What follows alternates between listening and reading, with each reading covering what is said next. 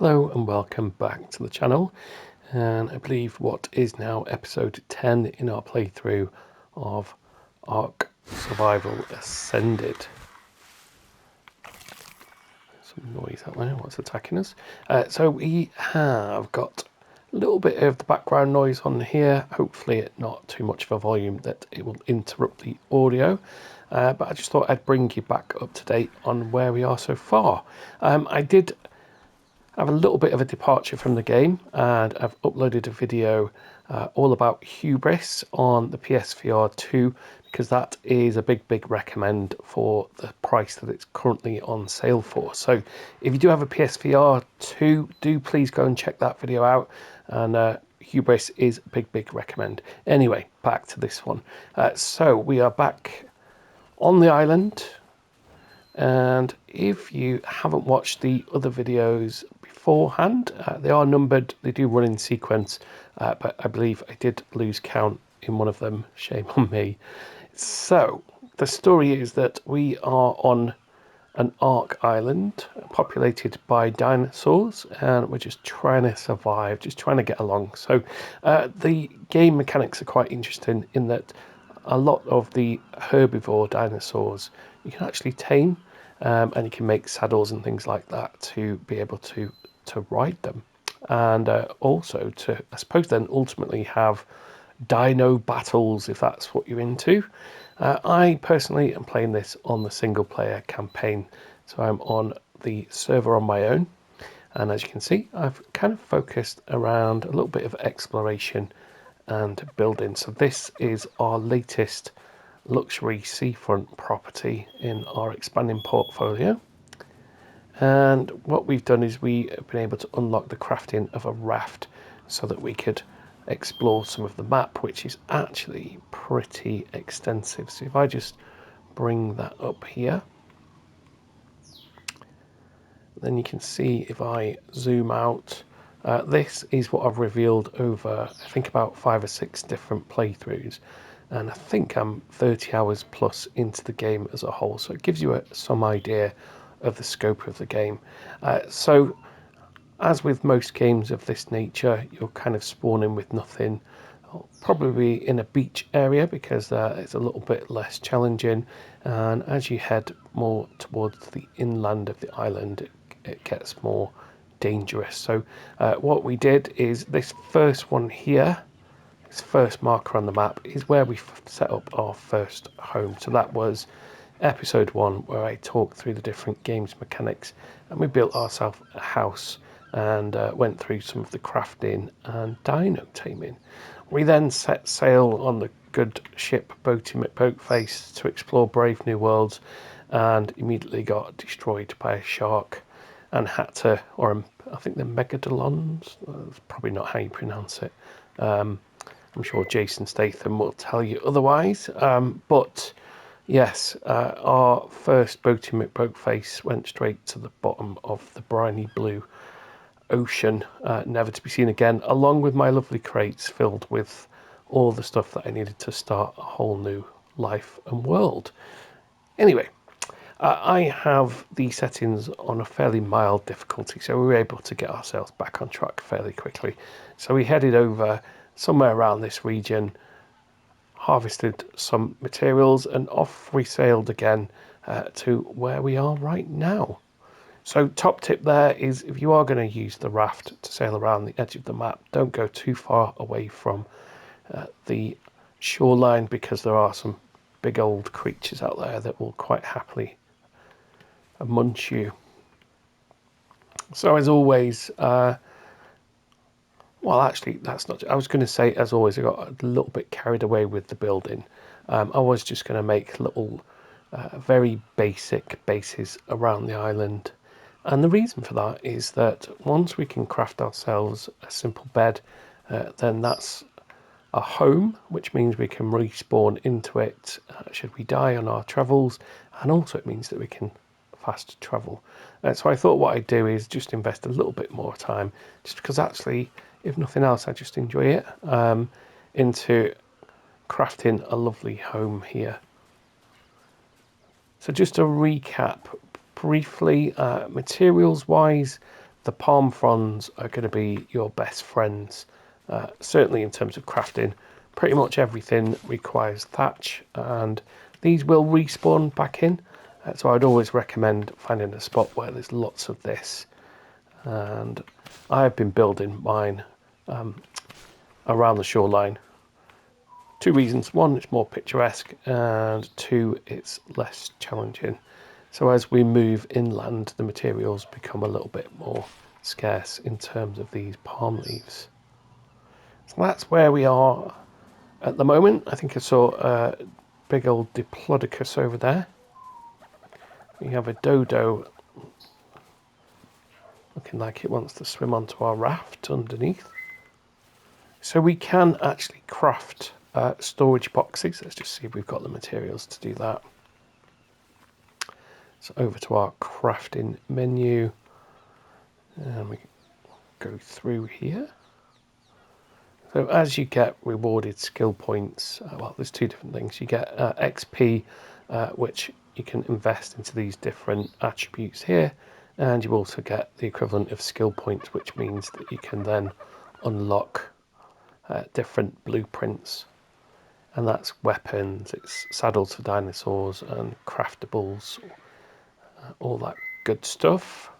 So let's see if we can craft ourselves an inventory box to get onto the raft here. So we need some fibre. That's easy enough to grab. That's just the foliage here. So to be able to harvest stuff like foliage and the thatch, you do need to have an empty hand, so you don't have any weapon in there. Wood can be harvested. You will have an axe. So down there at the bottom, you can assign quick slots for the various different things. So we've got an axe and a pickaxe there to harvest stone and flint. So we've got some thatch there. Let's craft ourselves a storage box, like so. So when we've got materials, you can see there we can now either craft, we've got enough materials to craft 9 storage boxes. We can hit square to craft 5 or just R2 to craft 1. I don't think we need 9 storage boxes on our raft at the moment. And should anything go wrong, everything that we've put on board would be lost as well. So in terms of that, if you do die, then it will mark your last death on the map. So you can basically go back and retrieve anything that you've lost. That's a bit more challenging if that's at the bottom of the ocean, because you do have an oxygen meter as well. So we're going to continue with our approach. We're going to get ourselves a little bit more settled here, gather some more materials, and then we can head off. So let's just have a look what we have in here. So we've split that between foods, and if you cook them, then the time for them to spoil reduces quite a bit. So you can just cook those on a fire. If it's rotten, you want to drop it rather than eating it, because it will make you sick. Over in this one, hopefully I've put some materials in there, and I have. So you've got wood and thatch and fibres, plenty of them. And then within our lovely home here, I took a bit of a different approach. So we've got a nice open to the elements beach balcony bit here, and then can head up to our staircase here, complete with palm tree in the middle. And we've got another little area here and a nice place to sit and enjoy the view. And the reason that this is a simple base is that, as I say, I'm on a single player server. So with the main game, then it is PvP and PvE, easy for me to say. So that means that those familiar mechanics like you get in the likes of Rust exist. So what you want to do is get materials and upgrade to be able to make better bases, like made out of metal, with locks and things on the doors, so that you can store all your goodies in there. So let's have a little look at the map for a second and see where we might want to sail off to next. So we've actually, if I zoom out, we've covered quite a bit of this side of the island. I think we've gone, actually it was interesting that once we got up to the top here, or to where I've explored, the island was then covered in snow, which was a different mechanic again, because then it's all about keeping warm and surviving. So it makes sense that what we'd want to do is, in our crafting menu and our blueprints, one of our other bases we made a forge. Well, actually, we've only one other base at the moment on this playthrough. We made a forge and a smithy to be able to craft things. So as well as needing the raw materials, you also need experience points as well, or to get to the required level. So in one of them, I did manage to tame a T-Rex, which was quite a lengthy process actually, and quite stressful. And I was very proud with my T-Rex. Until I found that I couldn't actually craft a saddle until I reached level 75. He did defend me. It was a very good kind of tame dino to have on your side. But then, I'm not quite sure what happened. A bird seemed to be attacking him and seemed to turn him against me actually. Now, I don't know whether perhaps I accidentally, when trying to attack the bird, attacked the T-Rex, and he just turned around and basically destroyed my house and then ate me. So that was the end of that. Let's gather some more thatch. I think what we'll do is, before we set sail, I'll do that in a separate episode, just so that we can have something with a bit of a structure. This was more of an update video because I've not uploaded one for a while. So I wanted to make a little pier out to my boat there, which we should be able to do with thatch. So if we use the thatch foundation, which I shall craft now. How many can we make? Let's craft all 9. Yeah, and in terms of the rest of the channel, I have been trying to keep the videos a little bit separate so that it wasn't just all confusing content where I talk about everything. But I have been jumping back onto the PSVR 2. I did mention Hubris, that is a recommend.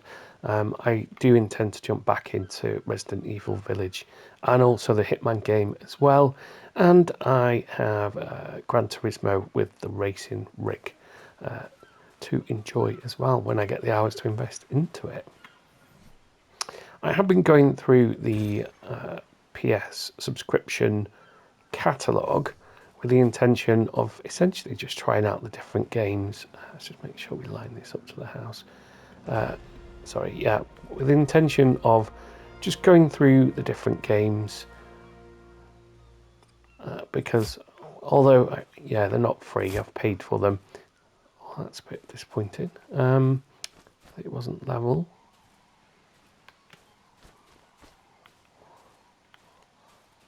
What was I saying? Sorry, I got a bit distracted there.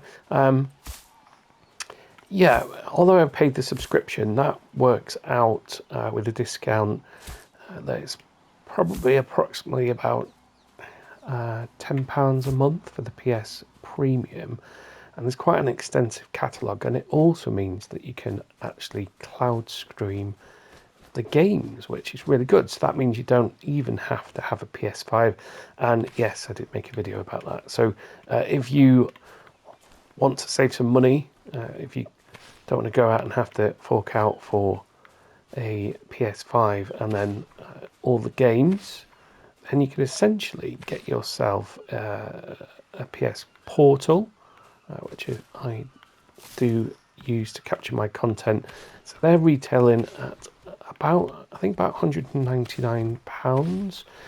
Your premium subscription is then going to set you back about another 120. So roughly speaking, about £320, and it's quite an extensive catalogue of streaming games actually. I've not been through all of them, and I would also say that it's not completely filler as well. There's some AAA titles on there, and that means that you don't actually need You don't need the PS5 at all. So a little hint there. Yes, I did make a video just to share that.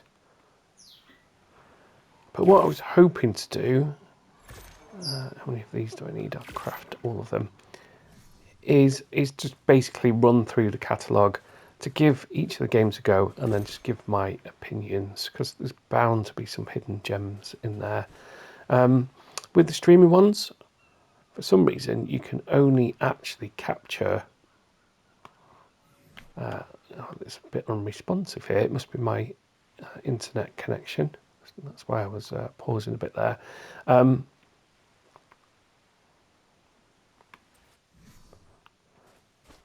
Yeah, there's a bit of lag there, so it's my internet connection. Sorry about that. Yeah, so as I was saying, when you're streaming the games, what it means is that you can only capture, I think it's I put that in the wrong place now, 3 minutes worth of footage, which isn't ideal. Yeah, we're definitely getting some lag. I think that'll probably pick up on the video, but that is going to be, it's going to relate to my internet speed at the moment. I was trying to get a quick video uploaded in my lunch break, which is why these ones tend to be under half an hour. Okay, I'm not sure exactly what we achieved there in this particular video. It looks a bit prettier leading up to our raft. We got a nice beachfront property, but yeah, it was more of a catch-up video to say where we're up to. I will be picking up this playthrough, and I do intend to carry on going through the PS catalogue, PS Premium catalogue, for some titles. What that does give you is access to some trials as well. So I've got a couple of games to demo there, which hopefully I'll be able to pick up the content for, be able to record it.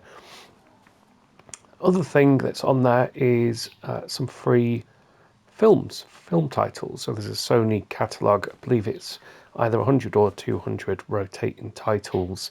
Yeah, as you'd expect, the free ones are not the most recent. They're entirely watchable, but you're not going to be getting the newest releases there included in the package. And very oddly indeed, in my personal opinion, my humble opinion, is the fact that you can't actually watch the content on your PS Portal. So because you're using remote play, it says that it can't play the content. So yeah, going back to the portal itself as a whole, and I will end the video after this one to re-pick up this series. I did a video on the portal as well and its uses.